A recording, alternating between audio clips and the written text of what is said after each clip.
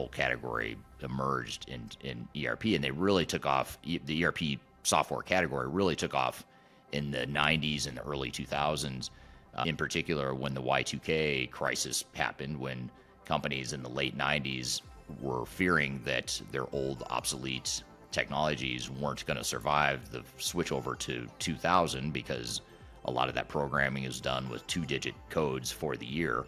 And so, if the year was 1998, it would track the transaction date as 98.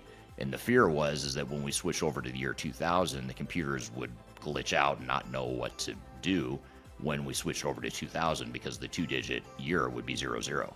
And so the fear was that Y2K was going to create havoc or wreak havoc on organizations and their systems that they were using at the time.